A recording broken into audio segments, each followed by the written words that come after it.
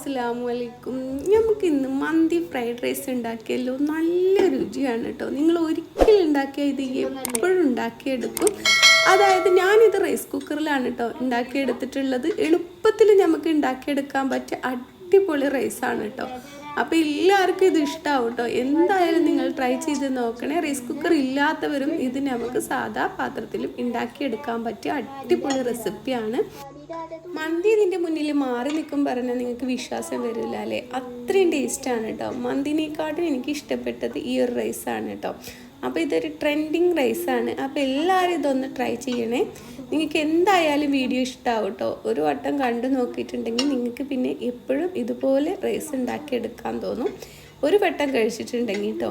അപ്പോൾ നിങ്ങളൊന്ന് ഉണ്ടാക്കി അഭിപ്രായം ഒന്ന് അറിയിപ്പിക്കണേ. അതേപോലെ നിങ്ങൾക്ക് വീഡിയോ ഇഷ്ടമാവുകയാണ് വെച്ചാൽ റിലേറ്റീവ്സിനും ഫ്രണ്ട്സിനും ഒക്കെ ഒന്ന് ഷെയർ ചെയ്ത് കൊടുക്കണേ.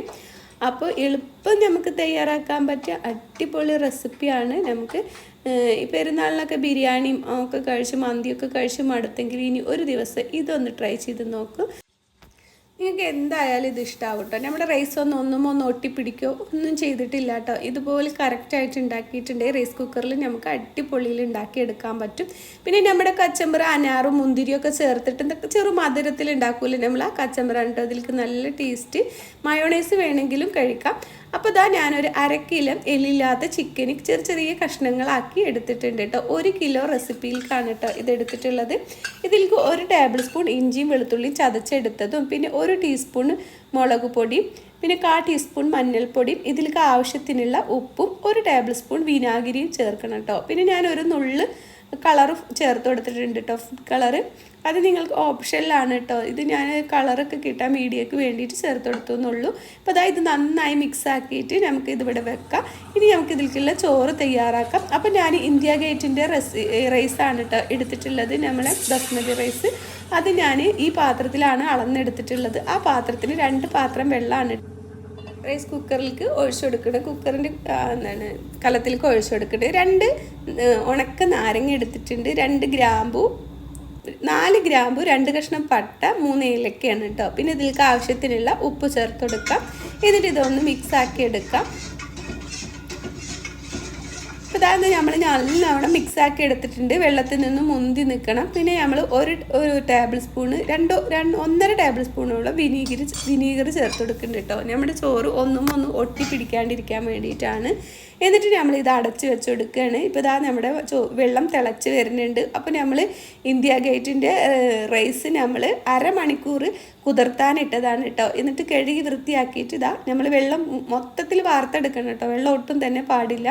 അത് നമ്മൾ ഇതിലേക്ക് ചേർത്ത് കൊടുക്കുന്നുണ്ട്. എന്നിട്ട് ഒരു 2 ടേബിൾ സ്പൂണ് ഒലീവ് ഓയിലാണ് കേട്ടോ ചേർത്ത് കൊടുക്കുന്നത്. ഒലീവ് ഓയിൽ ഉണ്ടെങ്കിൽ അത് തന്നെ ചേർത്ത് കൊടുക്കുക കേട്ടോ. അപ്പോൾ നല്ലൊരു രുചി ഉണ്ടാവുക. അതല്ലാന്നുണ്ടെങ്കിൽ സൺഫ്ലവർ ഓയിൽ ചേർത്ത് കൊടുക്കുക കേട്ടോ. ഇപ്പോൾ ഇത് തിളച്ച് വന്നിട്ടുണ്ട്, കണ്ടല്ലോ. അതുപോലെ തിളച്ച് വന്നപ്പോൾ ഞാനിത് നന്നായി ഒന്ന് ഇളക്കി എടുത്തിട്ടുണ്ട്.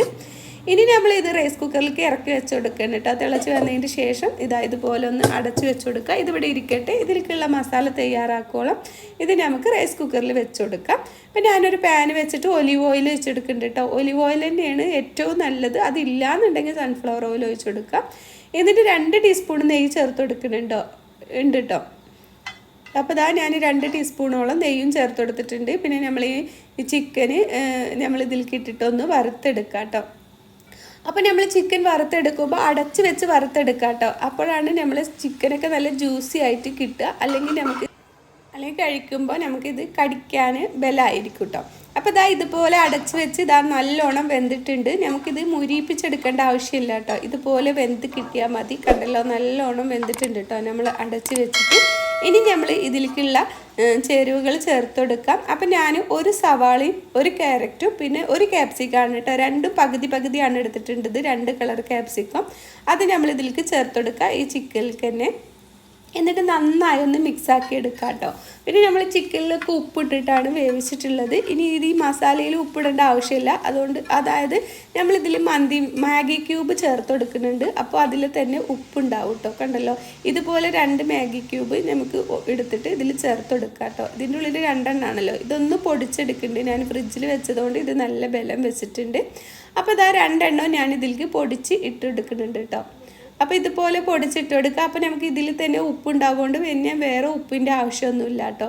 പിന്നെ വേണമെന്നുണ്ടെങ്കിൽ നിങ്ങൾക്ക് ഉപ്പിന് ആവശ്യമുണ്ടോ നോക്കിയിട്ട് വേണമെങ്കിൽ ഇട്ട് കൊടുക്കാം കേട്ടോ. എന്നിട്ട് ഇത് നല്ലോണം ഒന്ന് ഇളക്കി യോജിപ്പിച്ചെടുക്കാം. ഈ മാഗി ക്യൂബ് എല്ലാ ഭാഗത്തും ആവോളം ഒന്ന് യോജിപ്പിച്ചെടുക്കുന്നുണ്ട്. എന്നിട്ട് നമുക്ക് ഇതിലേക്ക് പൊടികൾ ചേർത്ത് കൊടുക്കാം കേട്ടോ. അപ്പോൾ കുരുമുളക് പൊടിയാണ് നമ്മൾ ചേർത്ത് കൊടുക്കുന്നുള്ളൂ. 1 ടീസ്പൂണോളം കുരുമുളക് പൊടി ചേർത്ത് കൊടുക്കുക. എരിവിനനുസരിച്ച് ചേർത്ത് കൊടുക്കുക കേട്ടോ. പിന്നെ നമ്മൾ മന്തി മസാലയാണ് ചേർത്ത് കൊടുക്കുന്നത്. അത് 2 ടീസ്പൂൺ ചേർത്ത് കൊടുത്താൽ മതി കേട്ടോ. കൂടുതൽ ചേർത്ത് കൊടുക്കണ്ട. കൂടുതൽ ചേർത്ത് കൊടുക്കുമ്പോൾ നമുക്ക് അതിന് അത്ര ടേസ്റ്റ് തോന്നൂല. അപ്പോൾ ഇതാ ഇതുപോലെ 2 ടീസ്പൂൺ ഞാൻ ചേർത്ത് കൊടുത്തിട്ടുണ്ട് കേട്ടോ. എന്നിട്ട് ഇതുപോലെ നല്ലോണം ഒന്ന് മിക്സാക്കി എടുക്കുക. ഇതുപോലെ നല്ലോണം മിക്സാക്കി എടുത്തതിന് ശേഷം ഇനി ഉപ്പുണ്ടോ എന്ന് നോക്കിയിട്ട് ഉപ്പ് ആവശ്യമുണ്ടെങ്കിൽ ഇട്ട് കൊടുക്കുക കേട്ടോ. എനിക്ക് ആവശ്യം തോന്നിയില്ല, അതുകൊണ്ട് ഞാൻ ഇട്ട് കൊടുത്തിട്ടില്ല കേട്ടോ. എന്നിട്ട് ഇതൊരു 2 മിനിറ്റ് നമുക്ക് അടച്ച് വെച്ച് ഒന്ന് കുക്ക് ചെയ്തെടുക്കാം കേട്ടോ. അപ്പോൾ ഇതൊന്ന് ഇവിടെ അടച്ച് വെച്ച് കൊടുക്കുക, ഇടയ്ക്കൊന്ന് ഇളക്കി കൊടുക്കുക കേട്ടോ. അപ്പോൾ അത് 2 മിനിറ്റ് ആയിട്ടുണ്ട്. നമ്മൾ എല്ലാതും കുക്കായി വന്നിട്ടുണ്ട്. നല്ല മണം വരുന്നുണ്ട് കേട്ടോ. അപ്പോൾ നല്ല അടിപൊളി മന്തിയുടെ ഒക്കെ മണമാണ് കേട്ടോ നമുക്ക് വരുന്നത്. കാരണം നമ്മുടെ മന്തി മസാല ഒക്കെ ചേർത്ത് കൊടുത്തതുകൊണ്ടാണ് കേട്ടോ. അപ്പോൾ ഇത് റെഡി ആയിട്ടുണ്ട്. ഇനി നമുക്ക് ഇതിലേക്ക് സോസുകൾ ചേർത്ത് കൊടുക്കാം. അപ്പോൾ 1 ടേബിൾ സ്പൂൺ സോയാ സോസാണ് കേട്ടോ ചേർത്ത് കൊടുക്കുന്നത്. അപ്പോൾ നമ്മൾ 1 ടേബിൾ സ്പൂൺ സോയാ സോസ് ചേർത്ത് കൊടുത്തിട്ടുണ്ട്. പിന്നെ 2 ടേബിൾ സ്പൂൺ ടൊമാറ്റോ സോസ് കൂടി ചേർത്ത് കൊടുക്കണം കേട്ടോ. അപ്പോഴാണ് നമ്മുടെ ഈ മസാലയ്ക്ക് നല്ല ടേസ്റ്റ് ഉണ്ടാവുക കേട്ടോ. അപ്പോൾ ഇതുപോലെ 2 ടേബിൾ സ്പൂൺ സോയാ സോസും 1 ടേബിൾ സ്പൂൺ സോയാ സോസും 2 ടേബിൾ സ്പൂൺ ടൊമാറ്റോ സോസും ചേർത്ത് കൊടുത്തിട്ട് നല്ലോണം ഒന്ന് മിക്സാക്കി എടുക്കുക. ഇനി ഇത് കൂടുതൽ നേരം ഒന്നും തിളപ്പിച്ചെടുക്കൊന്നും വേണ്ട. നല്ലോണം ഒന്ന് മിക്സ് ആയതിൻ്റെ ശേഷം നമ്മൾ ഇതിലേക്ക് 1 പിടി മല്ലിയില ചേർത്ത് കൊടുക്കുക കേട്ടോ. അപ്പോൾ 1 പിടി മല്ലിയില കൂടി ചേർത്ത് കൊടുത്തിട്ടുണ്ട്. എന്നിട്ട് ഒന്നുകൂടി നന്നായി ഇളക്കിയെടുക്കാം. ഇപ്പോൾ നമ്മുടെ മസാല ഇവിടെ റെഡി ആയിട്ടുണ്ട് കേട്ടോ. അപ്പോൾ നമ്മുടെ റൈസ് അവിടെ വെന്ത് വന്നിട്ടുണ്ടാക്കും. ഈ മസാല നമുക്കിവിടെ റെഡിയാക്കുമ്പോഴേക്കും 3/4 വേവ് ആയിട്ടുണ്ടാവും കേട്ടോ. ഇനി ഈ മസാല നമുക്ക് റൈസ് കുക്കർ തുറന്നെടുത്തിട്ട് അതിലേക്ക് ഇട്ട് കൊടുക്കാം കേട്ടോ. അതിൻ്റെ മേലെ ഇട്ട് കൊടുക്കാം. കണ്ടല്ലോ നമ്മൾ റൈസൊക്കെ നല്ലോണം വെന്ത് വന്നിട്ടുണ്ട്. ഇനി നമുക്കിതിൻ്റെ മേലെ ഇത് ചേർത്ത് കൊടുക്കാം. എന്നിട്ട് നമ്മൾ 1/2 മണിക്കൂർ ഇത് വെച്ച് കൊടുത്താൽ മതി. അതിന് ശേഷം നമുക്കിത് എടുത്തിട്ട് സെർവ് ചെയ്യാം കേട്ടോ. അപ്പോൾ അത്രയും ടേസ്റ്റാണ്. എല്ലാവരും ഒന്ന് ട്രൈ ചെയ്ത് നോക്കാം കേട്ടോ. അപ്പോൾ നമ്മുടെ 1/2 മണിക്കൂർ കഴിഞ്ഞിട്ട് നമ്മളിത് തുറന്നെടുക്കുന്നുണ്ട് കേട്ടോ. അപ്പോൾ നല്ല മണമാണ് കേട്ടോ. നമുക്കിതിൽ കൂടുതൽ ചേരുവകളൊന്നും വേണ്ട. എളുപ്പത്തിൽ ഉണ്ടാക്കാൻ പറ്റിയ അടിപൊളി റെസിപ്പിയാണ്. അപ്പോൾ ഇതുപോലെ ഒന്ന് സൈഡിലേക്ക് ആക്കിയിട്ട് ചോറ് ഒരു പുറത്തുനിന്ന് എടുക്കുക, ഒരു കയ്യിൽ ചിക്കനും എടുക്കുക. അങ്ങനെ വേണമെങ്കിൽ സെർവ് ചെയ്യുക. അതല്ലാന്നുണ്ടെങ്കിൽ ഇത് വലിയൊരു പാത്രത്തിലേക്ക് കൊട്ടിയെടുത്തിട്ട് ഒന്നായി മിക്സ് ആക്കിയിട്ട് സെർവ് ചെയ്തെടുക്കുക കേട്ടോ. അപ്പോൾ കണ്ടല്ലോ നല്ല ചൂട് ഓടെ നമ്മൾ റൈസ് കുക്കറിൽ ഇളക്കിയെടുക്കുമ്പോൾ ഒന്നായിട്ട് നമുക്ക് ചോറ് ഒട്ടിപ്പിടിക്കും കേട്ടോ. അപ്പോൾ ഇതുപോലെ ഒന്ന് ചെറുതായിട്ടൊന്ന് ഇളക്കിയിട്ട് നമുക്കിത് കോരിയെടുക്കാം. അതല്ലാന്നുണ്ടെങ്കിൽ ഒന്ന് ചൂടാറിയതിന് ശേഷം കോരിയെടുക്കാം. അപ്പോൾ അടിപൊളി റെസിപ്പിയാണ്. അടുത്ത വീഡിയോയുമായി വീണ്ടും കാണാം. അസ്സലാമു അലൈക്കും.